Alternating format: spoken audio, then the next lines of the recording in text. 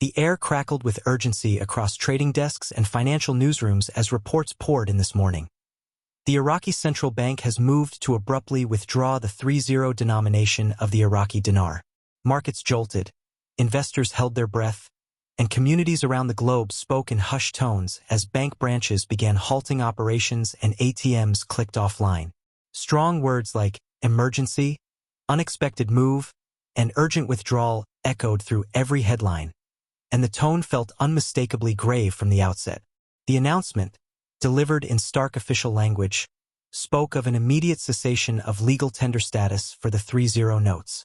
Overnight, what had been a routine medium of exchange became a lifeline slipping away, prompting analysts and everyday citizens alike to scramble for clarity. As financial news broadcasters sprang into high gear, the reporting centered on timelines. The bank's statement captured attention with its unadorned directive. As of today, no grace period. The 3-0 notes are invalid. Some outlets noted that there might be a narrow window, perhaps just hours, for deposit or exchange. Others held firm. The deadline had arrived, and the old notes were no longer valid. This type of sudden demonetization, with no phasing in of new notes or public adaptation period, is a rare event in modern monetary policy. The shockwave was palpable, rippling across markets where the Iraqi dinar is held by expatriates, investors, and individuals abroad, as well as businesses and citizens at home. Anecdotal reports swept social media. Long queues at banks, stories of people clutching wallets stuffed with now worthless denominations, and the anxiety of navigating an uncertain financial landscape without warning. The imagery of panic was immediate. People rushed toward ATMs, only to find them shuttered or spitting back error messages. Teller windows became scenes of tension. Some staff visibly rattled, others working on rote. News anchors relayed scenes of desperate pleas to branch managers. Some told reporters that their only hope was to convert notes at select branches, though that remained unclear in the announcement. Everyone's question was the same: what now? Economists were called in within minutes. On screens blazoned "breaking" in red. Experts mourned the lack of preparation. They described this move as disruptive not only to commerce but also to basic trust in the financial system. For businesses, from corner grocers to larger entities doing bulk transactions, the sudden invalidation threatened to freeze operations.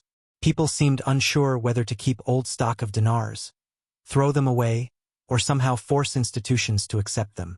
The central bank's terse press release offered no concrete solutions. It assured that new banknotes were in circulation, yet gave no details on protocol for exchanging the old notes, locations of exchange centers, or how soon new notes would be available. That ambiguity fueled speculation. Would banks open for extended hours?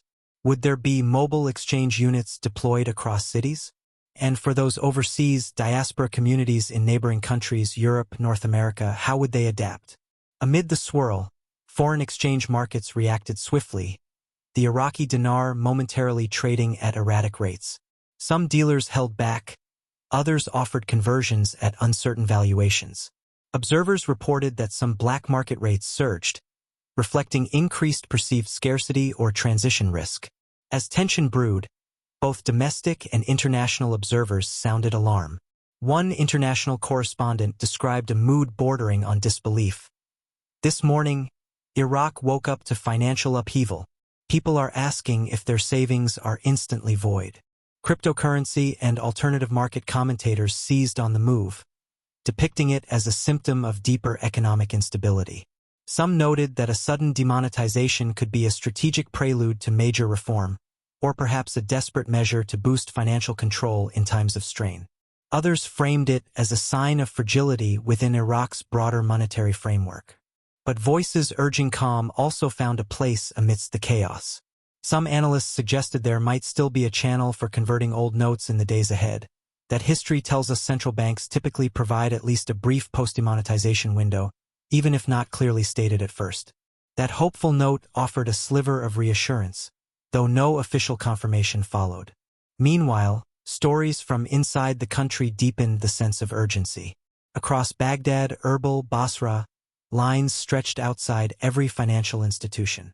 Shopkeepers, drivers, laborers, everyone seemed caught off guard. One shopkeeper, interviewed live, held up a handful of 30 notes and said quietly, "This was my stock in hand. Now, I don't know if I have any value at all." People described their lives paused, unable to transact, unsure of what currency to use, and uncertain whether new notes would arrive soon enough to avoid disruption. Wariness grew about potential shortages. If crafting new banknotes takes time, how would businesses and individuals conduct everyday life in the interim? Markets could freeze. Workers could go unpaid. Supplies could stall. Such a scenario quickly crossed into matters not just of finance but of social stability.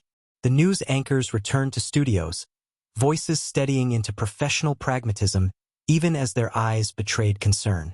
They navigated tricky terrain, how to report protection and hope without diminishing the seriousness of the unfolding event. Their script felt rehearsed, yet what they described was joltingly real. "Stay calm," one anchor urged viewers. "Monitor credible sources. Do not trust rumors of exorbitant exchange offers.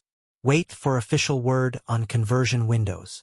That call sounded both urgent and soothing, a rare balancing act in the midst of a sudden policy move. Yet for those watching, such reassurances rang hollow without visible infrastructure or transparent guidance from authorities.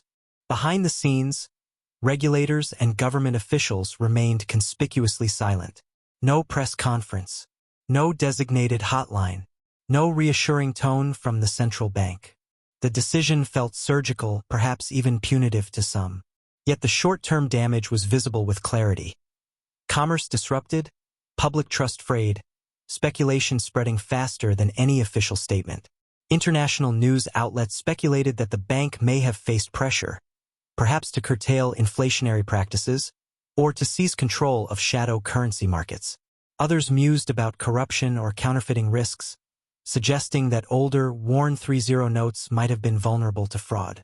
The truth remained hidden in the corridors of power, while the people were left to navigate the fallout. Across the web, hashtags with words like #Iraqi Dinar crisis and #Dinar dump trended. Diaspora forums lit up with stories, rumors, and conflicting advice.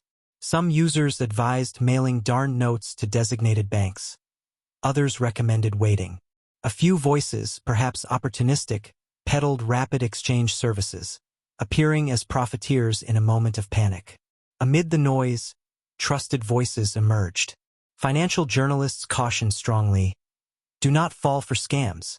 Verify offers. Follow official channels." Those repeated warnings offered no relief, but at least drew lines between rumor and cautious waiting. Time ticked forward. By midday, quiet hopes framed the narrative. Perhaps this was a bold move toward a phased renormalization of the Iraqi dinar.